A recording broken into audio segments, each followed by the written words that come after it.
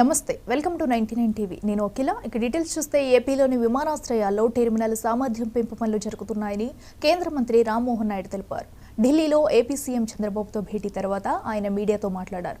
Rajamahendravaram, Vijayawada, Kadapa విమానాశ్రయాల్లో terminal పనులు జరుగుతున్నాయని చెప్పారు. నిర్మాణ పనులు త్వరగా పూర్తి చేయాలని సూచించారన్నారు. భూమిని కేటాయిస్తే ఏపీలో కొత్త విమానాశ్రయాల నిర్మాణానికి సహాయ సహకారాలు అందిస్తామని వెల్లడించారు. చేయడానికి మేము అన్ని రకాలుగా చర్యలు తీసుకుంటామని ఆయన కూడా హామీ ఇచ్చారు. సో అది కూడా వర్కౌట్ చేసి సీ ప్లేన్ కెపాసిటీ కూడా రాష్ట్రంలో పెంచుతాం. దానితో పాటు చంద్రబాబు నాయుడు గారు మాకు ఇచ్చినటువంటి ఇంకో ఆలోచన, హెలికాప్టర్స్ను కూడా మనం యూజ్ చేసుకోవాలి. హెలికాప్టర్ నెట్వర్క్ కూడా మనం ఎస్టాబ్లిష్ చేసుకోవాలి. దానికి సందర్భంగా ఎక్కడెక్కడైతే హెలికాప్టర్ పోర్ట్స్, హెలిపోర్ట్స్ ఏవైతే ఉన్నాయో అది డిస్ట్రిక్ట్కి ఒకటి కానీ మనం ఎస్టాబ్లిష్ చేసుకుంటే హెలికాప్టర్ సర్వీసెస్ను కూడా మనం టూరిజం పర్పసెస్కి అలాగే మెడికల్ ఎమర్జెన్సీ పర్పసెస్కి ఈ రెండింటికి కూడా వినియోగించుకోవచ్చని రాష్ట్ర ప్రభుత్వం తరఫున ఆయన చెప్పడం జరిగింది. ఆ ఉద్యోగం చేయాలన్న దాని మీద కూడా మేమందరం కూడా చర్చించుకుంటాం.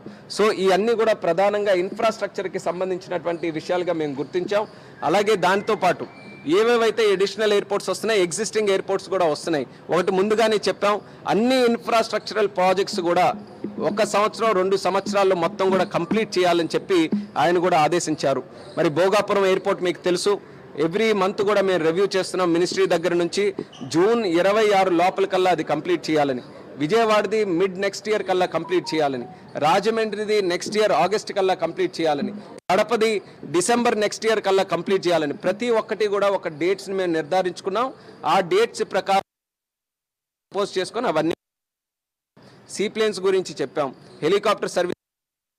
దీని అన్నిటికంటే మా సివిల్ ఏవియేషన్ పర్వ్యూలో వచ్చేటటువంటి ఒక డ్రోన్స్ ఏరియా, డ్రోన్స్ మీద కూడా చంద్రబాబు నాయుడు గారు ఏ రకంగా ప్రభుత్వం తాలూకా కార్యక్రమాలని ఇంప్రూవ్ చేసి పబ్లిక్కి ఒక మంచి ఉపయోగకరమైనటువంటి వ్యవస్థ క్రియేట్ చేయాలన్న దాని మీద చంద్రబాబు నాయుడు గారికి ఒక దృష్టి ఉంది. సో కేంద్ర ప్రభుత్వం తరఫున, మినిస్ట్రీ ఆఫ్ సివిల్ ఏవియేషన్ తరఫున డ్రోన్స్ తాలూకా యూటిలైజేషన్ని ఆంధ్రప్రదేశ్లో ఏ రకంగా పెంచగలం